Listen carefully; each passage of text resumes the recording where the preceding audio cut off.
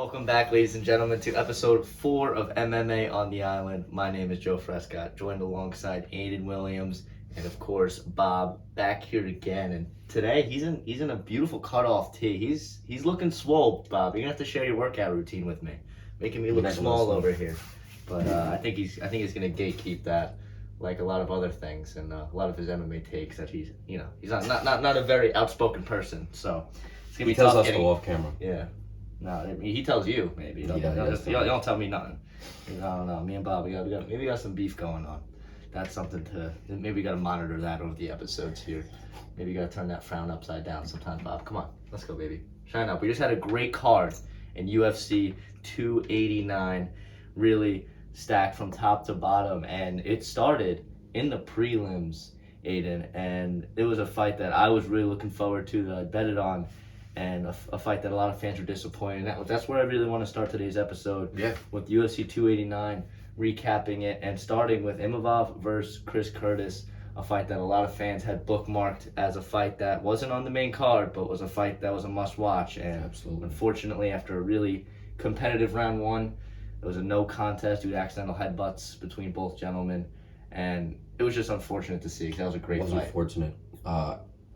Chris Curtis coming off a loss from UFC 288. You know, he needed this back. Some people thought he might have rushed too early into this fight, but you know, like you said, a competitive round one and then an unfortunate headbutt round two. And he was actually pleading to continue the fight. He was like, "Give me another minute, give me another minute." Yeah. But the referee didn't want any more of it, so and it's ended it after that. It's unfortunate to see, because he really generally did believe that he would have been fine to continue if he just had more time to clear his eye, because he wasn't really dazed from it. It was more just he couldn't see out of it because of all the blood and sweat, and obviously that's completely understandable in his position.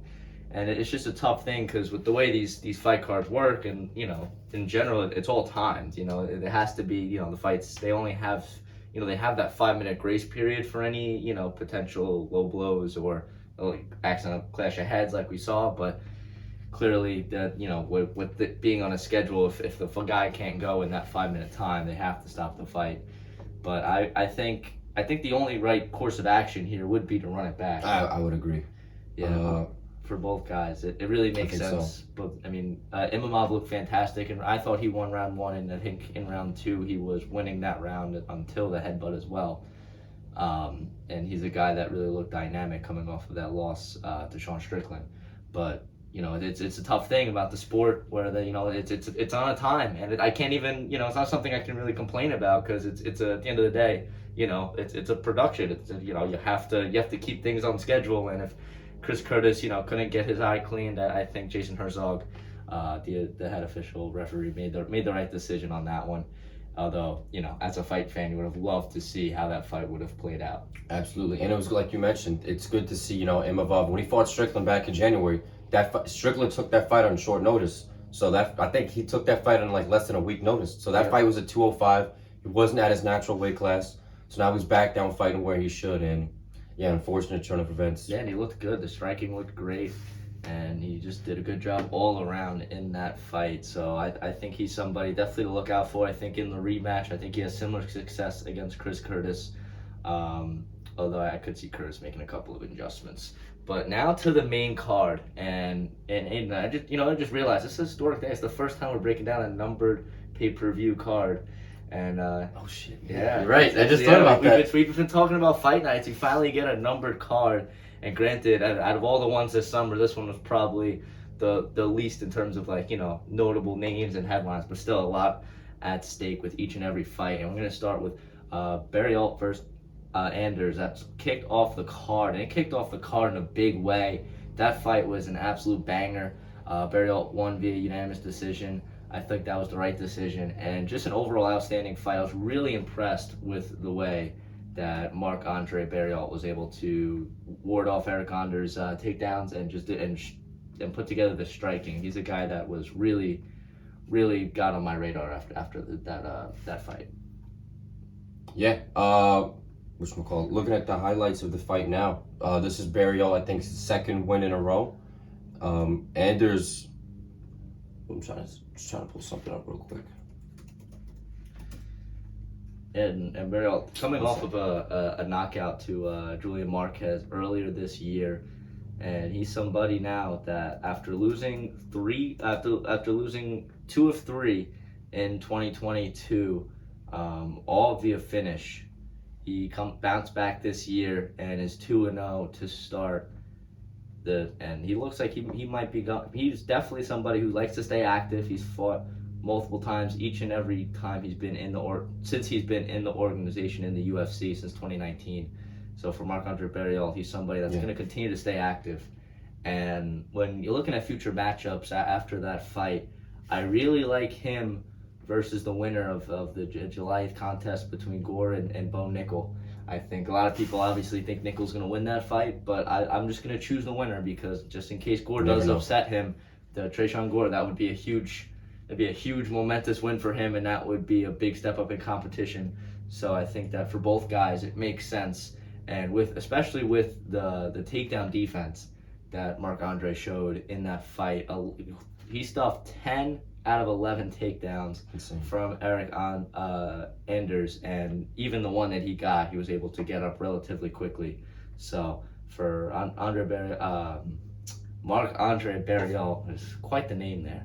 I think that's the fight that makes sense for him. It is. Yeah, I'm looking at the odds.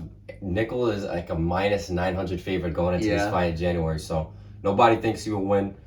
A fight against, right now we're going to say Nickel, but a fight against Nickel, 3 in a row against, even though Nickel's not ranked right now, I would, just based off his extensive wrestling background, I don't know if it's too early to say that he's a high caliber opponent, but that would definitely... He's definitely a high caliber prospect. He's a high caliber prospect and just a notoriable name, a name that holds a lot of weight and notoriety in the MMA world.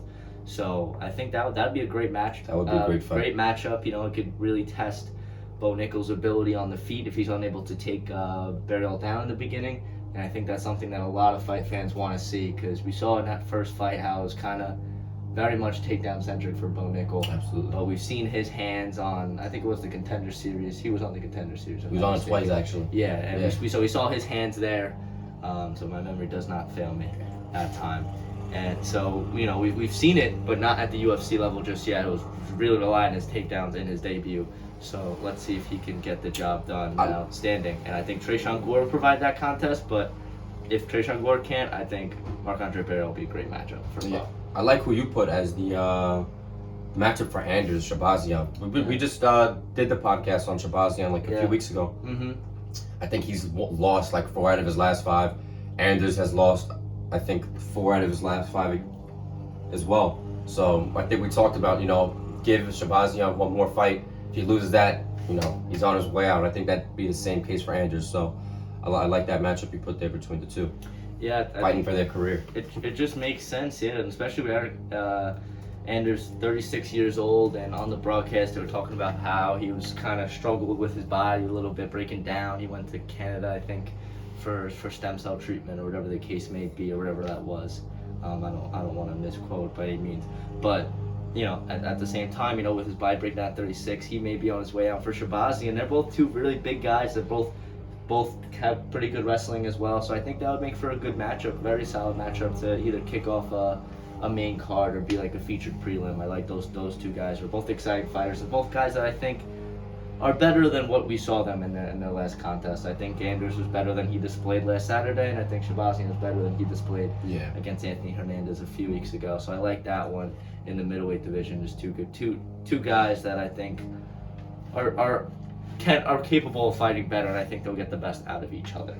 Absolutely. And a fight that I really, now going to a fight that I don't want to say I was certain of the result, but coming into the fight, I really didn't have any doubt in Dan Ige's ability to take care of Nate Landwehr here and in this fight, and he really impressed me, but kind of just lived up to my expectations. It was impressive though in the way he did it and made it look extremely one-sided, because that fight was 3 rounds to none clearly on every judge's scorecard, and it wasn't close, but just the decisive nature of it, I think, was very impressive to me, and for Dan Ige, a fight that I think he needed to get under his belt. Absolutely. Went on a little bit of a skid, but to come back and do that to Nate Landwehr, who a lot of people had really high expectations for, it was extremely impressive. Just a striking clinic,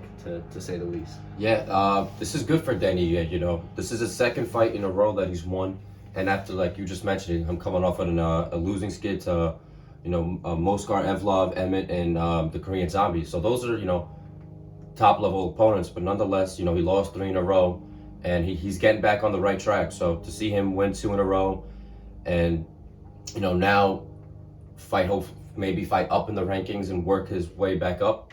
That'd be something that I think a lot of the fans would like to see. As you mentioned with Nate Landwehr, everybody had, especially myself, just watching him fight. He's kind of like, obviously not at the same level, but he's kind of like Gaethje. He's never in a boring fight. He goes out there slanging and banging. So, a lot of people thought, maybe this is his opportunity to get ranked, but, it might have been too soon because, like you mentioned, Dan Ige put on a striking clinic, and he just wasn't enough for what he did wasn't enough for Dan Ige to get that ranking. Absolutely. And for Landwehr at 35 years old, he's an exciting guy, great personality in the sport, but somebody that in his 40 years I don't think is ever going to get to that level. Yeah. And I think that fight with Dan Ige really proved it, that there's levels to this game, and that's actually something that we'll mention later in the I know what you're talking about. That you know exactly what I'm referring to, and most fight fans will. Then there's levels to this game, and Dan Ige showed that he's just a level above Nate Landwehr. And I like Nate, but just not his night, and I don't think that he's probably will be fighting in the top 15 again, unfortunately for him. But looking now to the future, Dan Ige, and this is a matchup I actually saw. I forget what who else mentioned it, but somebody else mentioned this matchup as well. Is it Black Belt MMA? It might have been, yeah. Black Belt MMA, Instagram, great page. Yeah, we're always giving people free clout. Shout out to Black Belt MMA, they do a good job over there in their Insta. But first, Bryce Mitchell, and that was a fight that I saw it actually, that post after I put this in. I was like, oh, looks like we're on the same page, because Bryce Mitchell, guys, coming off a loss to Ilia Topuria, and somebody who I think he's a fantastic ground game, obviously, and he's also proven to be pretty good on the feet as well. He's been able to improve his striking tremendously. So after coming off of a little bit of a win streak with 3 fights, and then losing to Ilia Topuria in that devastating fashion back in December, I think that's a good matchup. I think Bryce is taking some time off, and I think maybe book them at the end of the year, maybe November, December card. That could headline a fight night if needed, and I think that would be a great matchup. I think it's a perfect matchup. Bryce Mitchell, after coming off that devastating loss to Topuria, I think this fight against Ige, you got to look at it both sides, right? That'd be like a good, essentially like a comeback fight, because Ige, I think he's ranked 13th or something like that. So he obviously wouldn't be the hardest challenge Bryce Mitchell has faced. And then for Dan Ige to get a win over Mitchell, that would put him 2 spots ahead in the rankings, to continue to improve his win streak to 3, and to continue making that way up. So I think that matchup is definitely I think it's more favorable for Mitchell, just because he's younger, and I like his ground game. I think the striking's comparable, but I think his ground game is a little bit better than Ige's.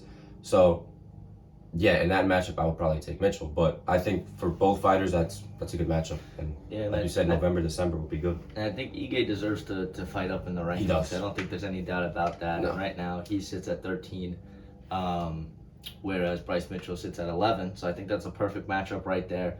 One of those guys, elevate them to the top 10, because I think they both have potential to make some noise. I don't think they have, unless you either make drastic improvements. That championship top 5 level caliber fighters, but I think they're most certainly absolutely top 15, if not top 10. And if Ige fights the way he fought this past Saturday, I think he has a great shot against Bryce Mitchell in that potential matchup. And then now to Nate Landwehr, I got a guy who I'm kind of feeding him to the sharks here. I feel like, by giving him the tank, Jack Shore, 17-1 overall. Only lost his first fight just a little less than a year ago against Ricky Simone when he submitted him back last July. But Jack Shore, a guy that was a very talented prospect coming up in the UFC and still really on his rise after winning by submission back in March. And I think that'd be a good matchup for both gentlemen. Nate Landwehr, I think that'd be tough for him. I think it's good matchmaking because Nate Landwehr obviously just competed for the top 15. I think Jack Shore is really knocking on the door, and I think that would be the fight that gets him to fight somebody in that top 15 at featherweight. Yeah, that is an ideal matchup. I didn't even realize that Jack Shore moved up to featherweight because you said he fought Simone, right? Simone's obviously a bantamweight. Yeah. So was that his first fight at featherweight? I'm not sure actually. That's actually a good question. I'll fact check on that. But you had somebody else that I also like. I think that's a good matchup. Yeah, I put Nathaniel Wood down. Looking at Nathaniel Wood right now, he's fighting Andre Fili, and Andre Fili. The last time he fought was, I believe, last year. So he's had some inactivity, but Nathaniel Wood right now on a 2-fight winning skid. His most recent win against Charles Jourdain. Jourdain's kind of had like a up and down career in the UFC. He's 5-5 in the UFC right now. He's an exciting guy to watch, but I saw that he called out Edson Barboza, and I'm like, all right, let's slow your roll down a little bit because I don't think you're there yet.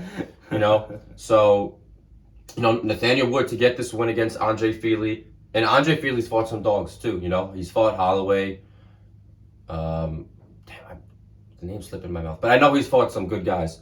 So if Nathaniel Wood could pull this off against Andre Fili, I think, going against Landwehr, that would set him up for a match in the top 15 because, like you mentioned, Landwehr just fought for a top 15 spot. So with Wood getting a window over Landwehr, I think is 2 fights from now, I guess, if you're looking at 2 fights from now, he could be in the top 15. Absolutely, and I agree 100%. So now to move on now to the third fight in the fight card. And something, I understand you want to get the Canadians their shine, and they did exactly so. They went 6-0 on the fight card. No shit. Yeah, they did not lose a single fight, the Canadian fighters. And Mike Malott was the one representing on the main card, and he fought in the third fight against Fidget. And Malott looked fantastic. As someone who hadn't watched him fight before, getting that submission in early in round 2, it was a fantastic to watch, and the stadium absolutely erupted for Mike after that victory. Yeah, and Mike Malott, he called it in the press conference the day before, and he said exactly, he's like, I'm going into this fight, I'm going to get the finish, and that is exactly what happened. And so far in his career, he's 4-0. Well, if you count the Contender Series with the UFC, he's 4-0 with 4 finishes. This guy, he's only 31 years old. He shows a lot of promise, and he has 10 finishes as well. I didn't even realize that. So I think Malott, I know with some guys with the rankings, they can get a whole bunch of wins, but they don't like to, they don't like the matchmakers. They don't want to set him up against high-ranking or ranked opponents. I think Malott, just on the skid he's had, 4 finishes in the UFC so far, I think that he's 1 or 2 more fights away from a ranked opponent. That's why I put Magny versus Roe loser. I like that right there. Yeah, because I like that matchup.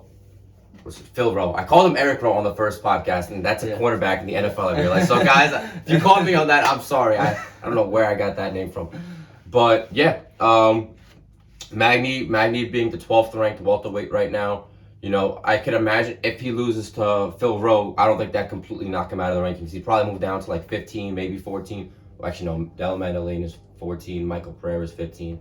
I don't know, somewhere like that. Let's just say he ends up at 15. That would be a good spot for Malott, Kind of the same thing we had with Gary and Rodriguez. Now, Rodriguez was 15th, and, obviously Gary's now 13th. He jumped a few spots ahead of that.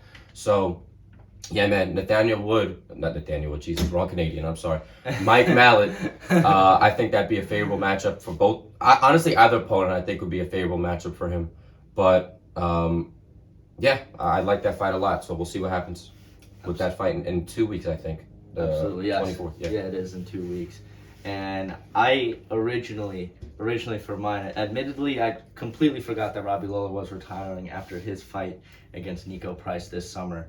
But I originally had him fighting the loser of that fight. But honestly, I think Nico Price, win or lose, would be a good matchup for Mike Malott. I think Nico Price is a guy that's very well rounded. He offers a lot, especially on his feet. You know, he's a great dynamic striker in that division. So I don't think Mike Malott would be. I think he's had a great start to his career. I don't think the UFC is going to want to feed him. Honestly, I like the Magny Rowe fight. I think that he's on that level, but I think maybe the UFC might want to give him one more. I think you're right. Just No, little, you might be right. just little baby step up before taking that massive step up. Although he has looked really dominant in his 4-fight career so far. So I like the Magny Rowe, but I think Nico Price matches up well with him whether he wins or loses. Yeah. And then for Fidget, me and you had the same thing. Say it on 3. 1, 2, 3. Anyone. So Yeah. we'll move on from there. But overall, you know, as a fight, you know, when you have a numbered pay-per-view and, you know, you have two unranked guys there where, you know, neither of them have really much name notoriety or there's not like a big story driving it. You know, I'm a little suspect of it, but I really like this. You know, I didn't mind putting the Canadian in there at that third slot, and he really showed out. So, you know, for the UFC, I give them respect. Good matchmaking there. Personally, you know, I was a little skeptical at first when you have guys kind of in the middle of the card. You know, it's the same way when they put, you know, no offense to women's MMA, but when they put like, you know, an 11th and 15th ranked, you know, women's fight in the third or co-main event. Oh, you're talking about Angela Hill and Casey Dern, 8 and 14. I wasn't going to say any names, but I'm going to say the names. Come at me. But, you know, it's frustrating as a fight fan. You just watched two great fights, and now you got to watch, you know, a fight with two unranked opponents or two people who, you know, aren't on the same level. I'd rather start the fight card off with that. No, I agree. That's at least me personally. But that Mike Malott lived up to the hype. I'm excited to see. And you're right. I just realized something. You're probably right with him taking the baby steps because Price actually just lost to Rowe their last fight they had. Yeah. So, yeah, Rowe was obviously, you know, since he beat him, he's a step closer to the ranking. So I think you're right. I think one more fight with Malott, because technically when you don't count the contender series, he's only had 3 fights in the UFC. So one more fight, and then, you know, if he wins that in dominant fashion as well, maybe that'll set him up for potential ranking. Yeah, and I think, you know, Neil Magny's case, he's at 11 right now. So I think if he does lose that fight, which I really think he's at 11 currently. So I think if he loses that fight, it could be, you know, I like the matchup for Mike Malott, but maybe in his next. Yeah, next and you know what, I agree for sure. But now to the people's main event. Yes. And what everyone's been talking about, all the craze, and even I'm honestly, this one thing that this fight card showed me before we actually break down the fight itself was the love that the MMA community has for Charles Oliveira. Like, is there a more beloved man by... I don't think so, Joe. I don't think anyone hates him. Who doesn't like him? There's no reason to hate him. Exactly. There's literally no reason to hate him. You know, there was something that was heartwarming. I saw it in one of the... I don't know if it was Black Belt MMA, but heartfelt, rather. Obviously, he was cutting weight, and, you know, he's had a reputation of not making weight. Well, that was more so at featherweight, but, you know, 2 fights ago against Gaethje, he was... That technically didn't even count as a title defense because he was a half a pound over, you know. So, you know, him cutting weight obviously is a grueling process, as it is for any fighter. But, you know, for him specifically, with this history he's had of not making weight. And his parents were cutting weight with him, too. Yes. Like, that cutting weight, I'm sorry, they were fasting or whatever with him. I think it might have been on Embedded. It might have been on Embedded. I think it was on Embedded. Yeah. But, like... You know, being like a family... I guess a family process, like he's a family-oriented guy. Yes. And he's a guy that's, you know, he's beloved because he really made it out. You know, he was a kid who was very, you know, he didn't grow up with anything, and he did it all himself. Yes. And you know, the people love him. He's for sure the people's champ at lightweight, and he proved why he is still very much in that top of the conversation with the big dogs at lightweight. After his round 1 TKO of Dariush, because at the start of the fight, it was a competitive back and forth on the feet. Oliveira, I think, got the cleaner exchanges in the beginning, and then Dariush was able to find that takedown and was able to get control for the majority of that round. until and it's so funny because Oliveira is so content on his back. I've never seen a fighter who looks more comfortable. I know, it's insane. Being off his back, but he finally, after 2 minutes, of getting controlled, he was like, actually, you know what, I'm gonna get up now, and then he just got up and then was able to maintain the clinch, got a really nice head kick. That was the beginning of the end right there. That head kick. Obviously it didn't knock Dariush down, but he was wobbled. And then I think, it was Oliveira's infamous hook that connected with Dariush. And then, that was the end. I think I don't know if that knocked him down completely or forgot exactly what punch, but I know that right after that hook, it was pretty much fight over. Yeah, and Oliveira being the underdog too. And when you think about it, right? Like it's kind of unfair to Oliveira. Oliveira, right? And I've seen videos on this recently. Sure. He's had one of the best not title runs. Is it not? Yeah, I guess title runs. Like going up to his title fight against Chandler a few years ago. This guy was on a 9-fight win streak, not including his two wins against Poirier and Gaethje. And then he lost the fight to Islam. Granted, it wasn't a competitive fight. Islam dominated that fight from start to finish. But I think people really forgot who Charles Oliveira was as a fighter. Just because of one bad fight. The guy is 15-3 at lightweight. Yeah, featherweight Oliveira. That's a completely different fighter. Yeah. He was a much younger guy as well. So people, I think, like I just said, they really forgot who Oliveira was, and this fight showed it. For sure. And, piggybacking off of that, there was a great graphic that was when you compare Charles Oliveira to the rest of the fight card at UFC 289, there were only 4 fighters who had made their, I think, UFC debut or MMA debut, just in general. A lot of the fighters, majority of the fighters were, still not fighting professionally. And then there was a handful, like the young guys who hadn't even graduated high school yet when Charles Oliveira made his UFC debut. Yeah, he had his debut in 2010, so 13 years ago. He was 20 years old. Yeah, it's been a long time for Charles Oliveira, and he's just now, you can't even say he's not in his prime right now at this point. He's still very much in his prime, and that showed against Dariush, a guy like you said, he was favored, and I honestly thought Dariush would have, had the tools to potentially, beat Oliveira. He had the grappling, which he put on display in those, 2.5 minutes in round 1. That we saw where he looked good and he was really raining down shots on him. And, on the feet, that was really one part where we thought Dariush was a little bit better than that because Oliveira proved to be the superior striker by a landslide. I'm sorry, let me cut you off. Oliveira and Dariush, they're two different strikers. I feel like Dariush, and you saw that especially in his last fight against Gamrot, he's very, poised and controlled striker. Yeah. Like, you saw that knockdown he had against Gamrot. He stood there, not in the pocket, I guess, just calm. And then, that right hook, that cross rather, was what knocked him down. Oliveira, he's never going to just, stay back until he's on his back. Then he kind of chills there because that's where he's comfortable. But he's always coming at your face. He's coming at you, and there's two different styles. So I don't know if Dariush was necessarily ready for this challenge or what it was. But, Dariush didn't look like himself really. But, it is what it is. Dariush, it's not over for Dariush, No, it's not. Unfortunately, it's a guy who I think he came in with an 8-fight win streak. And it's unfortunate to see because he probably deserved the title shot before this fight. But, I don't know, though. You got to give him credit where credit is due, just not... Well, I think maybe in terms of... I don't know. He beat an old Tony. Yeah. Right? And freaking Nate Diaz just beat an old Tony. So how... This is going to sound... People are going to be like, oh, you casual, whatever. How, I guess... notable is that win. Yeah, I agree. I think that's fair. But I think, and then he fought Gamrot, and Gamrot controversially beat Jalen Turner. I think Jalen Turner won that fight. But, so if that's his best win...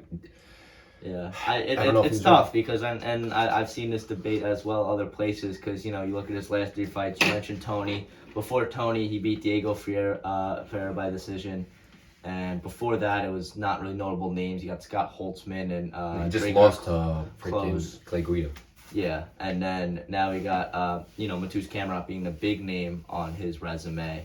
So I don't think a win against I agree that not a win against Matthews Game Route was good enough to give him a shot. But, when you look at the circumstance itself, when you think 8 wins Yeah. in a row, which is tough, and then you also got to think with Islam, he's beaten everyone in the top 5, or at least, MMA math-wise he beat Oliveira, and Oliveira beat all these guys, So when you use that, MMA math, that logic, and you also got to think a lot of these top 5 guys, you think Poirier, Gaethje, all guys that could be beat dominantly with the wrestling, where Islam, very similar in that facet.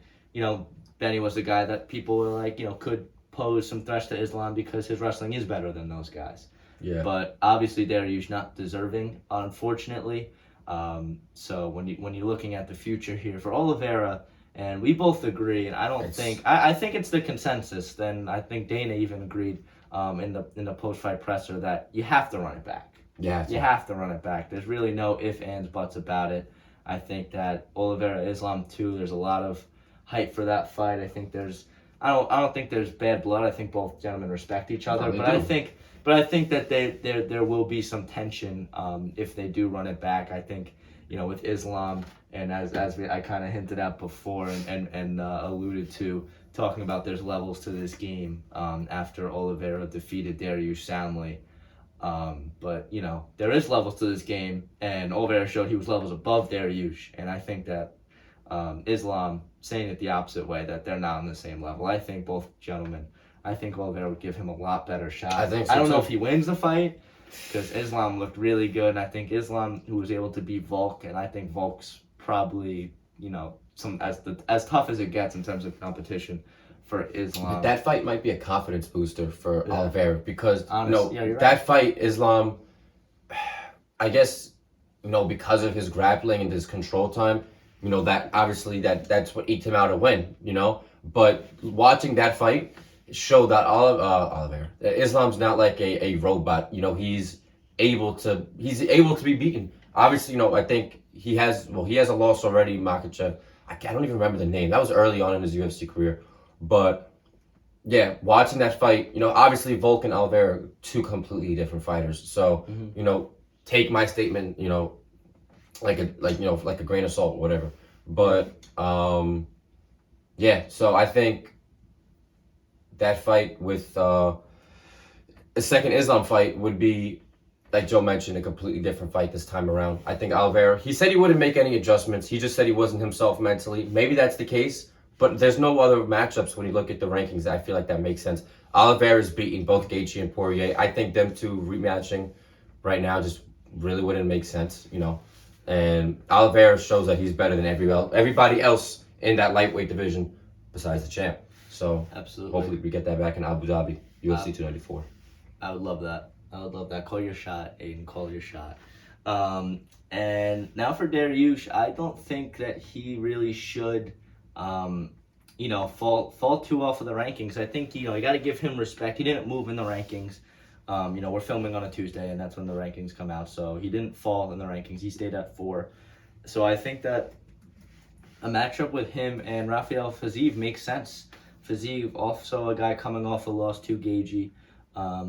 In that headlined a No, that was a co-main at 286. Oh, no, it was a co-main at 286, right. I knew it was either a co-main or a headline fight night.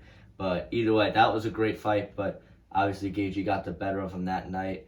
But Rafael Fiziev, 12-2 in his career, and prior to that loss, had knocked off guys like RDA, Brad Riddle, Bobby Green, Moncano too, who's also Benito Moncano is also a really great fighter. So he's a guy who's come off a 4-fight win streak and lost to Gaethje via majority decision. I really like that fight for both gentlemen. I think both of those guys are still highly talented prospects in lightweight, and one of them, at least, I guess prospects ain't the best word, but highly talented fighters in the division. They're not prospects; they're both beasts. So I think it makes sense. I think that whoever wins that fight would elevate themselves. I like that fight. To the top 5 and, stay in contention. And whoever loses, maybe takes a step back, and if it's Dariush, maybe that could kind of mark the end of his run, in lightweight, which is really unfortunate because he's a guy that, really came out of nowhere. Really great story. He's not someone who has a crazy flashy personality. No. So a lot of those guys, as you see time and time again, really need to work, for their ranking and for their spot. And I think Dariush, he did a great job at that. It wasn't his night this past Saturday, but I'd like to see him on the comeback, and I think you agree that would be a good matchup. You got one more that I like. I do. Well. I put Arman Tsyurikin because Arman I feel like he's been screwed over a bunch of times. Not because he just fought Demir Ismagulov back, I think it was in December, not too long ago, and Ismagulov is ranked 12th, and I can't even pull up the name of the guy he's fighting now, but I know he's not ranked right now. So they're feeding Arman. And 2 fights before that, he lost to Matus Gamrot. Mm-hmm. So, they're feeding Arman to these unranked guys and guys ranked lower than him. And I don't know. I feel like, Arman, I feel like he's a young prospect. He's only 26 years old. So he has what it takes to be good. I feel like he should get a chance at Benny next fight. I know people are like, oh, maybe that's too soon. But, with Fiziev, right? Like, Fiziev is a very flashy fighter. And he's dominant. Same thing. He's at you. Like, he's never really relentless pressure. Yeah, relentless pressure. That's a great way to say it.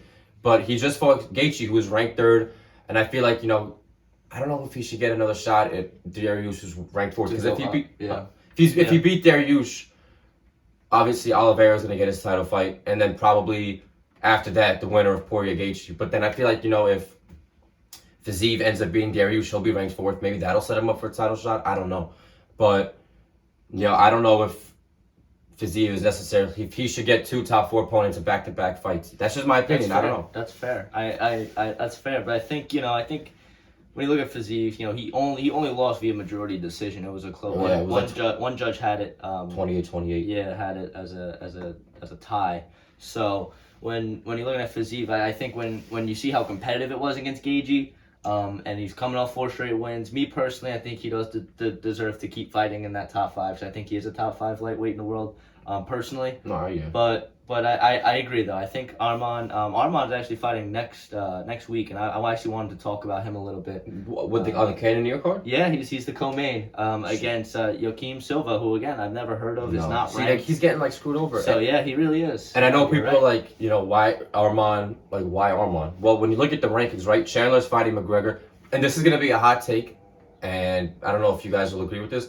Chandler, obviously, he's an exciting fighter. There's no denying that, right? But when you look at his record in the UFC, right? I'm going to go on maybe a 40-second tangent.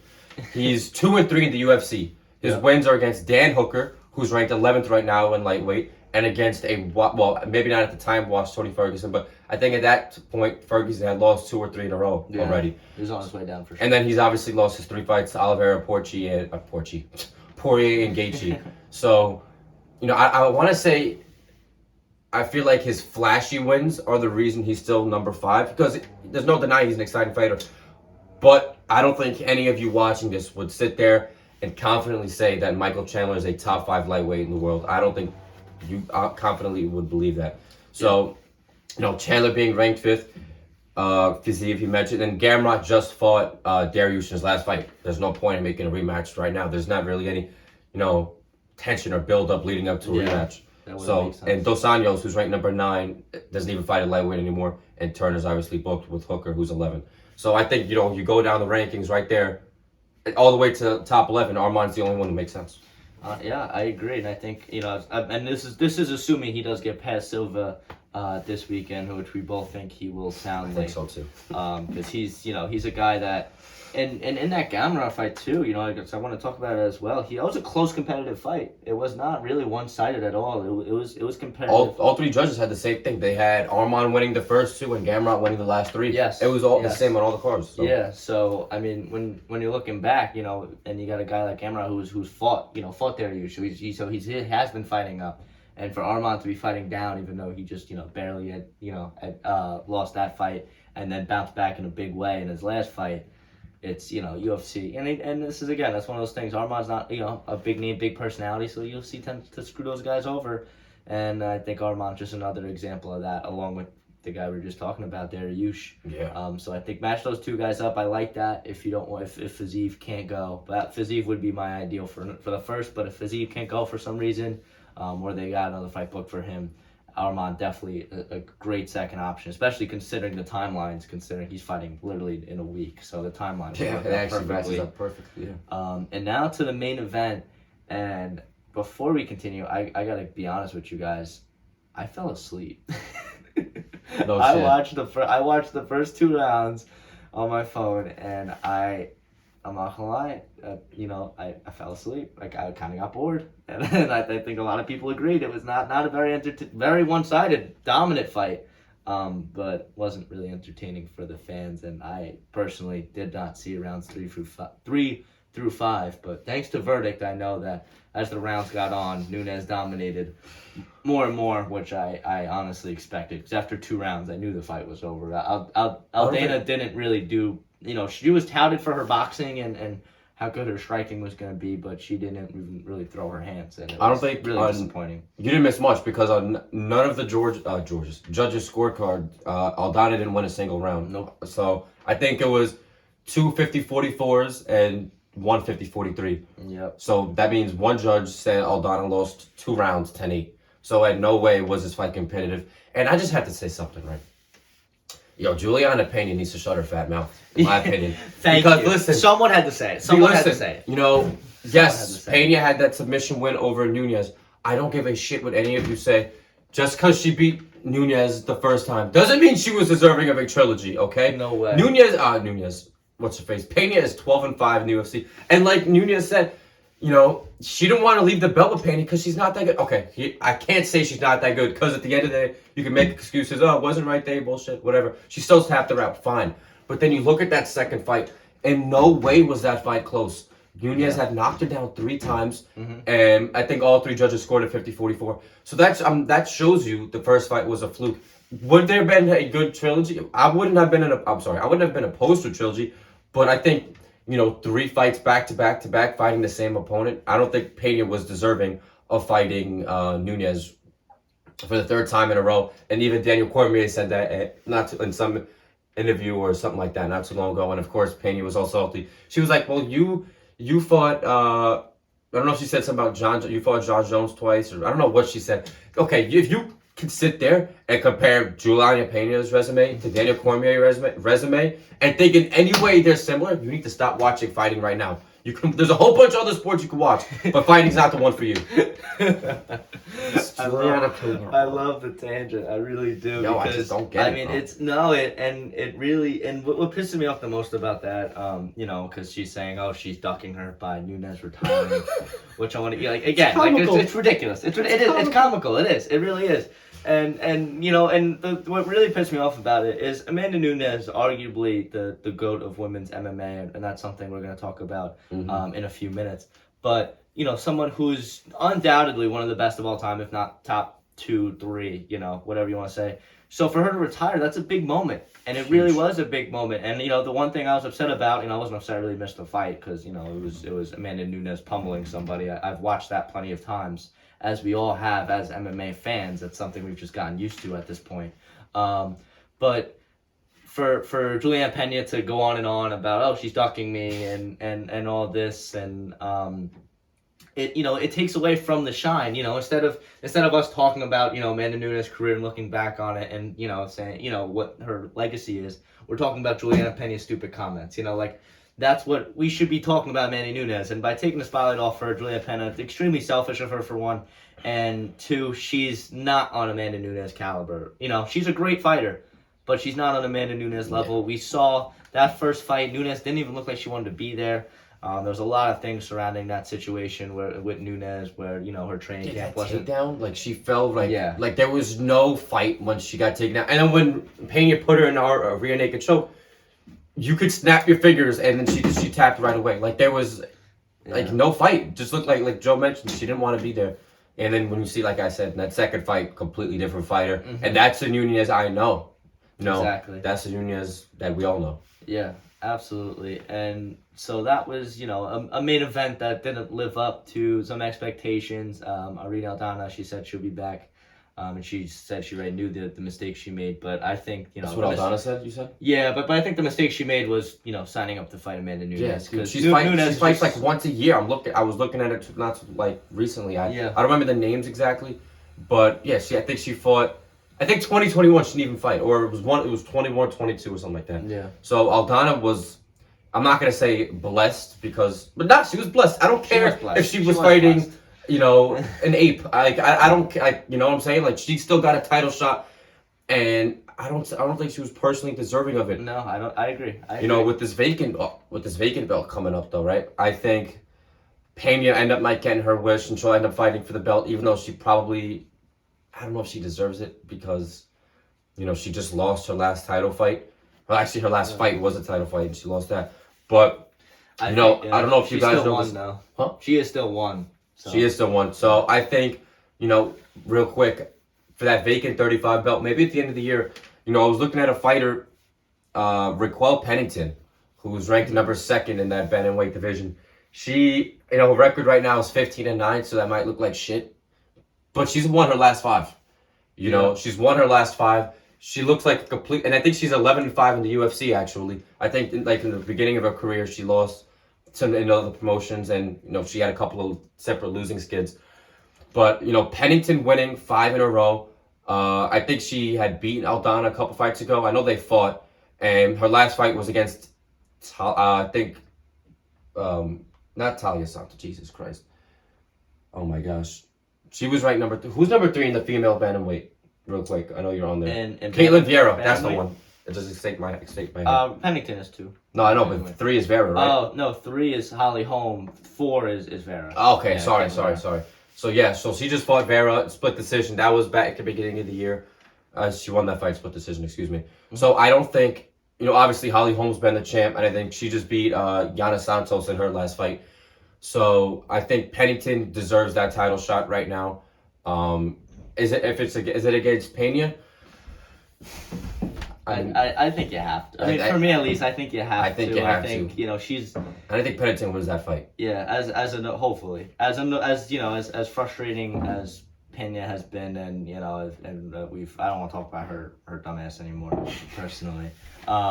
But I think she is still deserving. She was supposed to fight for the trilogy before. Yeah, exactly. I think she was injury to her that they had broken ribs. Yeah, broken ribs. So they had to move some things around. So she was gonna fight for the title. So I think it makes sense. Pena, now she has a name for herself by beating Nunes and making a fool of herself. So now I think her versus Pennington. Pennington deserving with the win streak. Pena has the name, notoriety. Put that as a co-main. For a fight card, and I think that's the next step for women's MMA, moving on from Amanda Nunes at bantamweight. It's gonna be crazy to see someone else holding that belt, because outside of that one upset with Pena, it's been Nunes. That's the only reason she has that high of a name, Pena, and that's why she was able to fight for trilogy. Because I don't even know the name of. I know I saw Nunes is 16-2 in the UFC. I don't even know the name of the person who beat her. I think that was early on in her UFC career, but she's fought Shevchenko twice, beat her twice. I know people think Shevchenko won that second fight. Mm-hmm. Let's just looking at Nunes' resume. She beat Chris Cyborg for that 45 belt, which Uncle Dana said that belt might be vacated for good. They might be getting rid of that 45 weight class in the females division, which they probably should. They probably should. They don't even have any fight. There's no rankings. I was gonna say, if you guys go on the UFC rankings and you click on women's featherweight, you're just going to see a picture of Amanda Nunes because you're not going to get any names. She is the division. She is. She's 1 through 15. So if she retires, I guess the division retires as well. That makes sense. Yeah, she's fought Shevchenko twice. This is going off the top, man. She's beaten Pena, obviously. Is Pena a legend? Come on. No, she's not a legend. No. Well, she beat Ronda Rousey, Holly Holm. You got to talk about that, because that was the one that really got her on the map. Against Ronda Rousey, yeah. But, yeah, she's had a career. She's beat Raquel Pennington, who we talked about should be next to the title. Knocked out Chris Cyborg. Knocked out Holly Holm. Beat Jermaine Duranamy. Beat. She beat Spencer. Pena. Was trash. But Anderson, Pena, and now Aldana. Her, and I think we'll jump right into it now. When first Aldana, I like her against Yana Santos. Both of them coming off a loss. Both of them in the top 10 of the division at bantamweight. Mm-hmm. So we'll just get that out of the way quickly in terms of matchmaking. And for Nunes, her next opponent is the couch. is the couch and raising her child. Do you think she'll stay retired though? I think so, because the thing is, she's talking a lot of. She's basically like, oh, this belt is like a pretend Yeah. belt. Like, bro, if you feel that way, if you feel so like strong, but then get back in the cage. yeah, But does she have much? She has nothing left to prove though. I think that trilogy fight with Pena, that'd be cool. But like, I don't think people are gonna say Pena had a better or is a better fighter than Nunes. I don't think anybody could really say that. So, I think that fight would have just been like a cherry on top. Maybe that trilogy with Shevchenko. But she honestly, man, she had nothing left to prove. So this was a good retirement move on her. And she deserves it, man. Absolutely deserves it. Absolutely. And I think that it's, now to go on to it for Nunes, when looking at her career, we just went through a lot of those wins, and now we're gonna get into a new segment here. This segment needs a name. So if you want to give us some help, with it. And this is a segment where we want to go a little bit back and forth here. And we don't have too much time today, so we're going to be rather quickly through these 3 questions we got here today. But to start, is Amanda Nunes the GOAT of women's MMA? Aiden, I'll let you go first. The floor is yours. Is she the GOAT? Yeah, I think she's the GOAT. Some people think Shevchenko's the GOAT, but she beaten her twice. So I think, definitely not Ronda Rousey. Ronda Rousey, she started off hot. She was a champion. She had a few defenses, obviously, but then she lost to Holmes. She lost to Nunes. I don't really know who else you could put as the GOAT in women's MMA. Maybe, like I said, Shevchenko. But, that loss to Grasso a couple months ago, that was kind of I guess a pushback on her GOAT status. But Shevchenko defended that flyweight belt 6 or 7 times. So it's tough, Yeah. And but I think I'm going to have to agree with you. I think that, there's not going to be any debate with that one. That was just kind of just throwing it out there. Because Amanda Nunes, when you look at who's the women's MMA, you bring up Shevchenko. Nunes beat her twice. Whether you think she won the second fight, I think it was very close personally. I didn't watch it live. I rewatched it. But, I thought it was close. I thought, could have given it to either woman. So to give it to Nunes, I'm not mad at it. So you can't make someone a GOAT if she's lost to somebody twice. Exactly. And with Rousey was the pioneer of women's MMA. Yes. And I think that's what she will forever be remembered for. But in terms of actual skill, nowhere on the same level. And as we've seen with, men's MMA as well, women's MMA has really progressed in terms of the skill level as well. So, to think Rousey was kind of the pioneer for that, she was very much a one-trick pony. And she made her living off of it, really. Did she lose to Nunes first, or Holly Holm? Yeah. It was Holm.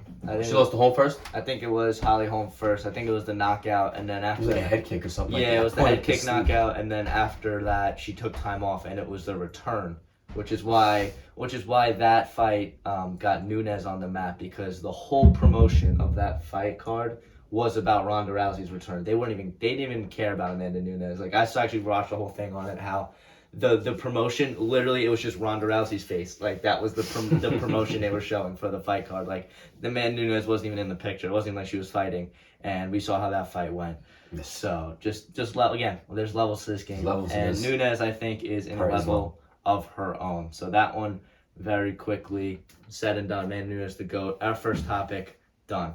Now, for the second one, this is something that we're going to go back to last week a little bit, because we talked about this. We talked about this briefly in the DMs, and I was like, let's save it for the podcast. Let's talk about this. Because Daniel Cormier was talking about Jim Miller potentially being in the UFC Hall of Fame. And there was a little bit of a debate in the community, because I think Daniel Cormier said he doesn't think so, right?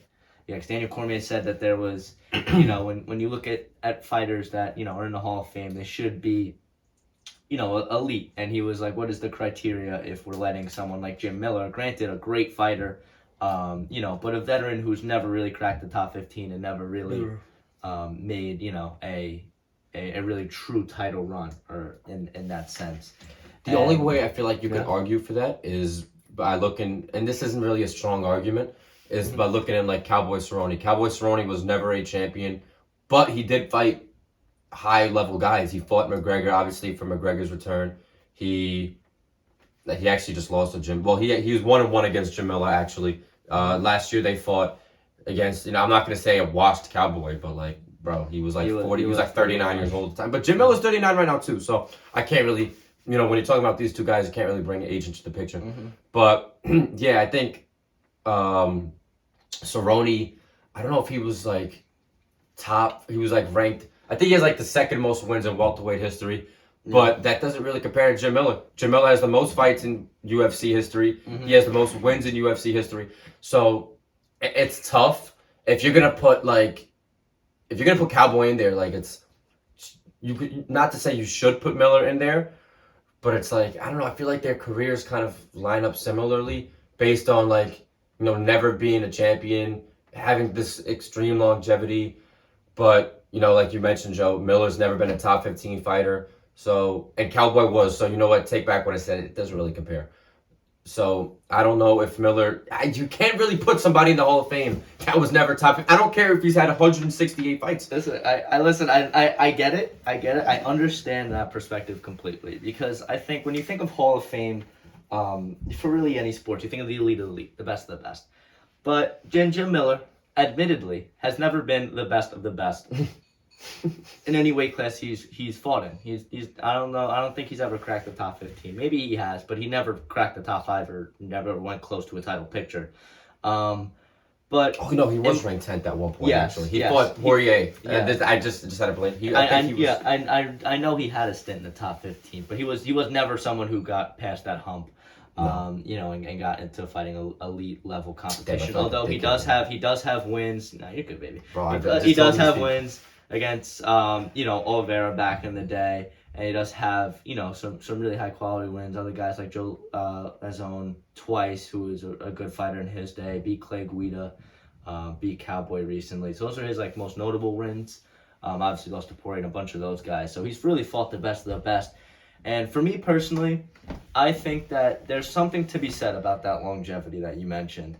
And for having the most fights in his career, being 39, still being active, and having the most wins, I think that's something that is Hall of Fame worthy. I look at other sports and I think that there's similar things to that when you look at guys that were kind of Hall of Famers back in the day. You look at the NFL, NBA, those sports. You have guys in the Hall of Fame from a really long time ago that maybe didn't have the most impressive stats, but their kind of impact and influence on the game is the reason that they're there. And I think Jim Miller, in a very similar sense, I think there's something to be said. If you're going to give Cowboy Cerrone the nod, I think that Jim Miller is deserving as well. At least that's in my opinion. I think that those accolades alone, I think that it is deserving. I think he should have his place, because again, that longevity is very, very difficult to sustain at a high level, and he's still winning at 39 years old.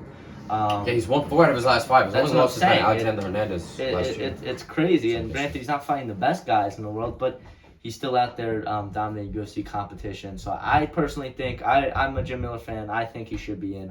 For anyone who disagrees, I understand your perspective, but respectfully, you're wrong. Like you mentioned though, sorry, it's all good. Like you mentioned though, he's fought dogs, right? He's looking at it. He's fought Oliveira, he's fought Pettis, he's fought Hooker, he's fought Poirier, and he's fought. I guess you could say Cerrone's a dog. I guess but out of all, and he's lost to, and he fought Dariush. All those names I just said, he's lost to. He didn't beat any of them. That's the thing. He's fighting these good guys, but he didn't beat any of them. Even if he had a win against Poirier or Oliveira, then maybe there's more of a debate, right? I don't care if you fight 10 top ranked guys, but you lose to all of them. It doesn't matter. So I don't know. It's tough, man. It is tough, and his probably best win is against Oliveira a long time ago. Oh yeah. I think it was back in, I don't even know the year. Oh, 2010. Yeah, 2010. That was, I think, Oliveira's second fight in the UFC. Yeah, the guy was 20 years old. Yeah, so a young Oliveira nonetheless, but that's probably his most signature or high level profile win. But for Jim Miller, he thinks he deserves the Hall of Fame. I think he does deserve the nod. Whether he does, we'll find out, because he wants to keep fighting, as we saw. Let's see. Let's give it a few more fights and hopefully. So let's see how his career plays out. Personally, I think he's already done enough. And the last one, which we're gonna end the show off here today. We'll talk a little bit about Cannonier Vettori, but for our last segment of our debate topic, again, if you have a name for us to debate in UFC, let us know, because racked the brain, couldn't think of anything. Next week we'll have a name, whether it's from you guys at home or we come up with something. But last one, is Charles Oliveira the GOAT of lightweight? This is one that I saw circling around the MMA community after this weekend, and I'm not gonna lie, I might have been convinced. I might have been convinced that he might be the GOAT over Khabib, and if we haven't talked about this, I'd love to hear what you think about it, because I'm iffy, and I'll give you my take. I want to hear Ian's first though. All right, now there's I don't know if this is an actual thing, right? You have the GOAT, the greatest of all time, and then you have the BOAT, the best of all time, right? People don't really use the BOAT a lot. The BOAT. The BOAT. Okay. And now I'm gonna explain why I mentioned that, right? Okay. Go. You know, real quick, Michael Chiesca, he said that Oliveira is a top 3 lightweight of all time, and he's plenty of tread left on his tires. I agree with that statement completely. I think he for sure might be, you know, I think he's top 2, right? But and obviously the other man would be Khabib, right? But looking at the 2 resumes, Oliveira's resume surpasses Khabib's resume. You know, Khabib's best wins are against, you know, McGregor, Poirier, and Gaethje, and that's the same thing kind of with Oliveira. He finished Poirier, he finished Gaethje, he finished Dariush, he finished Michael Chandler, he's finished Dan Hooker, he's finished he beat Tony Ferguson. You know, and those are guys I'm just naming off the top of my head. Kevin Lee, Jim Miller, you know. So I think Oliveira's resume is higher than Khabib's resume. The problem with that, though, is Khabib was never challenged, per se, right? And it sucks. That's obviously not selfish that he retired early. You know, it was for his mother. Like, how are you going to say that's selfish? Yeah. After the loss of his father, you're never going to be anybody. You lose your dad, you're not the same person. For sure. So, you know, Khabib was 29-0. But and there's been, like, you know, talks about this in the past. When you look at Khabib's early fights, the guys he were fighting, they had barely even records, if they even had even records, you know? So they weren't at the same level of fighters that Oliveira was fighting. So that's why I think Oliveira is probably the greatest of all time, based on his resume. But I think if they both fought in their respective primes, I think Khabib would have handled business. So that's why I think Khabib is the GOAT, not the GOAT. I think, I honestly think well said, really well said, because when you look at these two guys, I agree. I think Khabib's resume, you know, is impressive. 29-0 to finish a career. That's an insane thing to never ever lose a fight. I'd love to see him come back, but I can't see it. No. And really, the debate is between those two guys. There's no one else. You know, I really don't think there's anyone else that really is deserving. But you know, when you look at the two careers, again, like you said, I think just Oliveira, the quality of wins, and it reminds me very much of the football debate of whether Tom Brady is the GOAT. And I think that it's actually Peyton Manning, folks. In case there was any speculation going on. See, this is what I'm talking about. Oh, he knows, baby. That's what I'm talking about. Because, and this is my exact logic for this reason. Yeah, because Brady is the GOAT, right? In the same way, I feel Oliveira is the GOAT, because Oliveira, the more accomplished fighter, I feel like he's never lost. Khabib's never lost. But Oliveira's had more signature wins. He's had more finishes. He's had the longer career. He's fought the tougher guys, and he had a really great title run. I think are they equal in title defenses? No, Khabib had 3 defenses, and technically Gaethje's doesn't count. Right? Yeah, so we only had 1 defense actually. But in my book, I count it. So they each have the same amount of title defenses in Joe's. No, page. I think 3. Yes, no, because I got Khabib. Khabib has Oliveira beat Poirier. Khabib Chandler has 3. Belt, Khabib has and then 3. technically he only has 1. But if you want to count Gaethje, it's 2 because he fought Islam, but he didn't defend the belt. Okay, so it's 2. So 3-2, 3-1, whatever. Poirier, Gaethje. Okay, gotcha. So his defense against Gaethje. Yeah, he was a half a pound over. So so 2-3. But again, I feel like with Oliveira, I think he has the more accolades. In the same way where Tom Brady, and when in the GOAT debate compared to Peyton Manning, has more accolades, right? You know, he has all of the rings. But you know, when you look at Khabib and you know, and on the flip side, you want to talk about the GOAT NFL, since we're just talking about now, Peyton Manning, he has all of the rings and the things, but he never doesn't have those titles, which would bring him in the GOAT picture. But some people feel he was a better player overall. In the same way where And he set Khabib, records that Brady didn't set. I Yeah, know this isn't a exactly. football podcast. yeah, but I think it's an interesting comparison because I feel like at the same time when you're looking at Khabib now, I think Khabib's undoubtedly the most dominant lightweight of all time. You want to talk about dominance, no question. But I think he's I don't know if he's the GOAT at this point because I feel he's definitely the best. I think if they fought, I think Khabib probably would win. But at the same time, that's something we'll never know personally. And I think that when you're just looking at accolades, I like Oliveira to be the GOAT of lightweight. I think he deserves it. And I don't think that's recency bias. I think that's, you know what? I think if Oliveira gets his fight against Islam in Abu Dhabi, and Oliveira, by the grace of God, somehow wins that fight, I think this is going to sound crazy. I think case is closed. I think if he gets the belt and becomes a two-time champion. I agree. It's only a matter of if he gets that belt back. That's why there's some uncertainty there. But if he beats Islam, gets that belt back, becomes a two-time lightweight champion, and I don't know, I think he might be the first person to do that. Just like how, Adesanya was the first two-time middleweight champion. If Oliveira can get that done, I think he's the greatest of all time, folks. I in the 55 division. I agree. So I think, Dana, just make that matchup. Make it happen, Dana. What are we doing? That'll answer all of our problems. That'll answer the question, and we'll be good. Yes. We'll get some finality. So lastly, to wrap up the show, a little bit of a shorter show here today. Granted, we don't have as much time to film here today as usual. Usually we have all the time in the world. So we take all the time in the world. We want to talk 2 hours, talk 2 hours. Today, a little bit on a time crunch, unfortunately. So we're only going to get a little bit over an hour for today's episode. And I want to preview a fight night quickly that I'm very much looking forward to, Vettori versus Cannonier. And this isn't a fight card that has too many stacked names. And I want to mention Arman Bazurkin, who we did just mention and talk about as a potential matchup for Dariush next. If he can get past his opponent this weekend, and I think it is Joaquim Silva.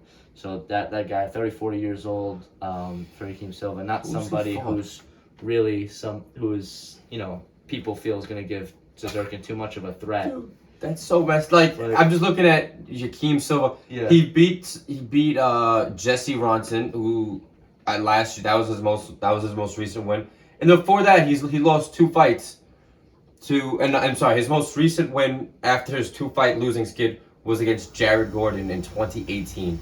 So I don't know what the UFC. Yes, I think it's because Arman's he doesn't have a flashy personality, but stylistically he doesn't. And when you look at the rankings, he doesn't deserve to be fighting Joaquim Silva.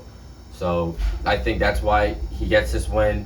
Let him finally fight up in the rankings or someone close to him, because it's just, I don't think it's right. No, I agree. Especially being as high of a fight I want to say he's a prospect because he hasn't really had any high level fights besides Gamrot. So I don't think he's got a chance to really prove the type of prospect he is. Besides that, I mean, I think if he goes out and shows he's levels above Silva, I think that would be a statement made. Yeah. But either way, that's kind of what you were expecting. So that's exactly it's tough. You need to knock him out or something. Yeah. And a unanimous decision doesn't help his case here. Yeah. Arman, you need a finish. And I'm saying this as a fan, man. You need that finish, or you're gonna be fighting guys we never heard of again and again. Yeah, and the rest of the fight card, it's a lot of guys who very good records, a lot of guys who are very talented, but not a lot of guys that the average fan, and honestly, including myself, are very familiar with. But when you look at the main event between Vettori Cannonier, it feels like the loser of this fight really puts themselves way out of the title picture in middleweight, because they're 2 guys who both fought for the title, both lost in dominant fashion. Well, Vettori actually fought Adesanya twice, and the first time was a split decision. Yes. The second time. But for the title, I'm saying both of the title fights were not close. Yeah. No, you're good. But Vettori's still so young. Yeah, sorry. And they're both, and Cannonier, on kind of, I think he's 38, right? 38. He's old. So Cannonier, this is kind of his last chance. This is his last chance. For Vettori, it's kind of must-win for Cannonier. For Vettori, he has a little more leeway because he's still a young guy. But, it would make his road to the title a lot longer if he does fall to Cannonier. But luckily for him, I like Vettori. And after going 0 for 4 in my best bets last week, it was not actually 0-3-1 because Imamov was winning the fight, and then it was a no contest. So that was a wash. But went 0-3-1, not what you want to see. But I'm gonna give you Vettori by decision this week. I actually disagree with that. I think Vettori. I like it personally, but let's see. I know obviously that makes the most sense, right? You look at Vettori's last 5 fights, win or loss, they've all resulted in unanimous decision. His last fight against Roman Dolidze, whatever, that was a unanimous decision victory. But I don't think this is gonna end in decision. I think this fight for Cannonier, he loses this fight, I think he's retiring because, like Joe mentioned, he loses this fight. A title picture is far removed at that point. I feel like. And what do you mean? He's ranked 4th.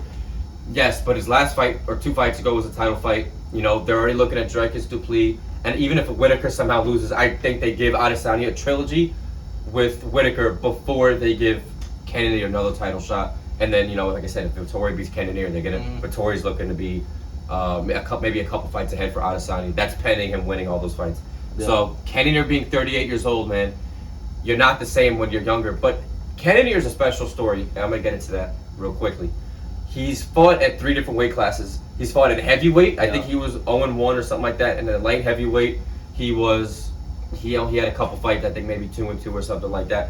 And then at middleweight, he's 6-2, right? So this was obviously these weight class changes were obviously smart.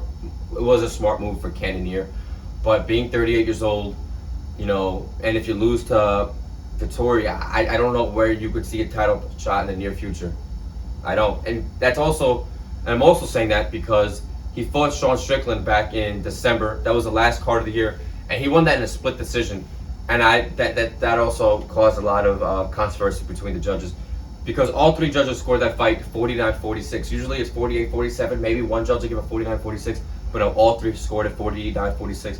So they all must have saw completely different things, or they must have scored it all completely differently. But yeah, that split decision win against Strickland, and then you lose to Vettori. I don't know, man. Maybe I'm a casual. I don't know. It's tough, and for Cannonier's career, I think he's a guy that has, really had a career resurgence after losing all that weight at middleweight, and now after losing to losing Adesanya and then just scraping out that win, it's tough, and I think it's gonna be interesting to see what he's able to do in this Saturday, because Vettori poses a lot of threats. I think if Cannonier can stop the takedown, I think he does have the advantage on the feet. I question his ability to do so, but we'll see on Saturday night. I think that's going to be a great fight card. And one that I think a lot of fight fans are sleeping on. I think there's going to be a lot of great fights there. There's not a lot of guys that you're going to know on that fight card, but there's a lot of great fights, and I definitely recommend for those who are fans that they should be checking that one. I didn't get to say my prediction. I think Vettori is going to tap him out in round 3. Vettori by round 3. Submission. I like that. So maybe just Vettori in general. Maybe take his money line so you don't get too aggressive. It's close, not even, but I think Vettori's like a -125 favorite or something very minute. So he's not favored by a lot. He definitely got some value there on the Vettori line. So if you're a bettor, again, I think that would be something to look at. Maybe a double, because I can't see him knocking out Cannonier. So maybe a double. I could see the other way around. You could do a double result where you go Vettori by submission or by decision. That would also give you some little buck in there. Get a good plus money. Probably get up like plus 200-300 at that point. Yeah. Which is good value nonetheless. But if you think Vettori's gonna win, I would look at that. But with that, that's gonna do it. It's a short episode again here today, only an hour 12 minutes long. But again, short on time.